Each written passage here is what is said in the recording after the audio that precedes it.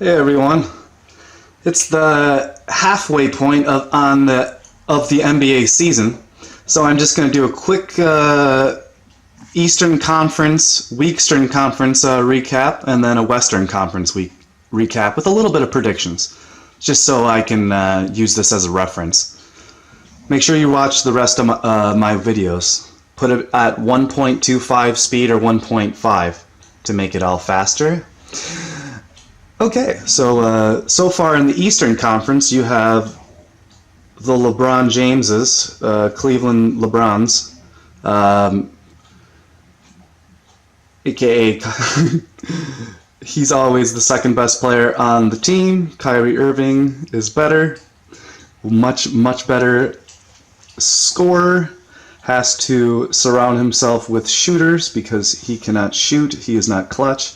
He cannot take the final shot. He does not like it. He has a weak mentality. He is not an all-time top 5 great and never will be. So, you have 28-8. It's a very good record. They should be a lot better with the amount of talent that they have, and especially in the pathetic Eastern Conference.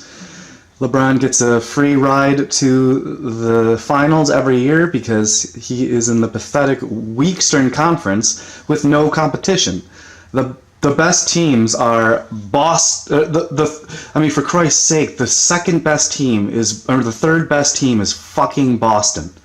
They weren't even in the fucking playoff hunt until over halfway in the season last year. They were one of the worst teams in the season last year until suddenly they got good. Now all of a sudden they're number 3 seed in the East. Jesus fucking Christ. Toronto Raptors, number 2. Atlanta Hawks. The only player the Atlanta Hawks have is fucking Dwight Howard. You really think it's like, come on.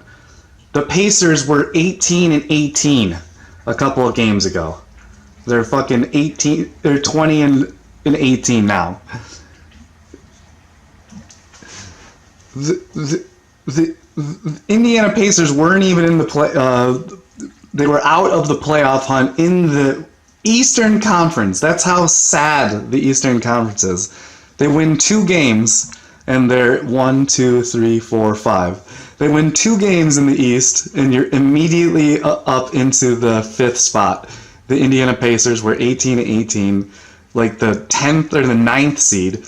They win 2 games, and now the Eastern Conference is such weak sauce that the Pacers are the 5th seed. Charlotte Hornets' season is done because I'm pretty sure Nicholas Batum just fucking broke his leg or something, or tore his ACL. Charlotte was a nice young team. It's like that's how bad the fucking East is.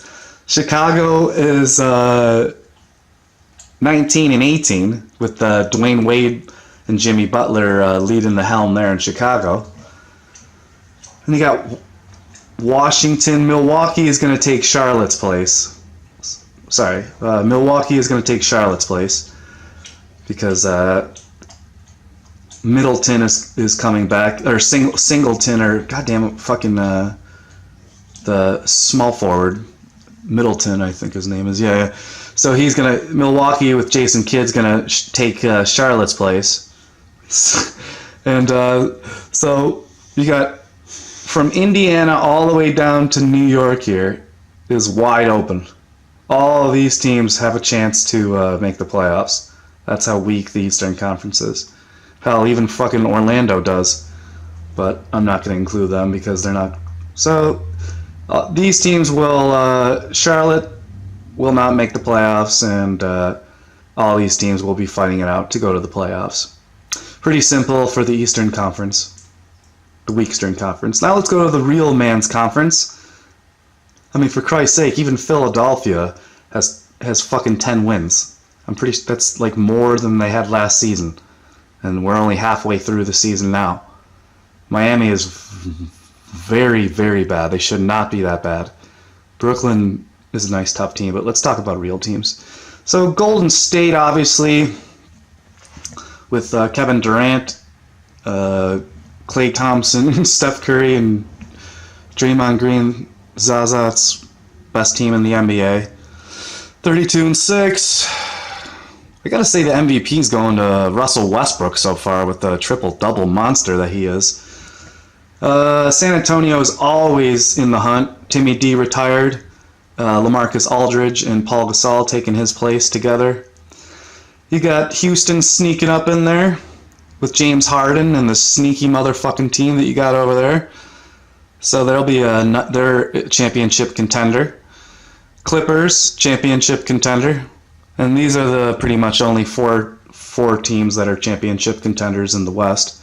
But the difference between people are like, see, the West isn't that much stronger. Well, yeah, but look at 4 through 8 and 4 through 10. You got Memphis, who's 24-16. That's really good. Utah, 23-16. Oklahoma City, 22-16. That's Russell Westbrook's team. Portland, Damian Lillard and McCollum, 16-23. If OKC, Oklahoma City, and Portland were in the Eastern Conference, they'd be number 3 and number 4 seed. That's how weak the Eastern Conference is. My Lakers are all the way down here. They're 1, 2, 3, 4. 1, 2, 3, 4. They're 3 games out of the playoff hunt, but if we win 2 games, we're instantly back in the playoff hunt. And I have money that the playoffs are gonna, or the Lakers are gonna make the playoffs. You're damn right, the Lakers are gonna make the playoffs. We're gonna overtake New Orleans, and Denver and Sacramento. So let's see here. Yeah, Dirk Nowitzki's final year probably, and pathetic Minnesota all the way down there. So yeah, that's cool. That's the halfway point of the Eastern Conference and the Western Conference of the NBA. Let's see here. Lakers are going to make the playoffs.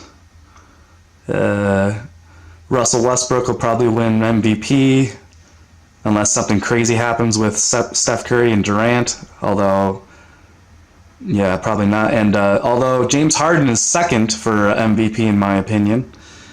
Defensive Player of the Year, Kawhi Leonard. Most improved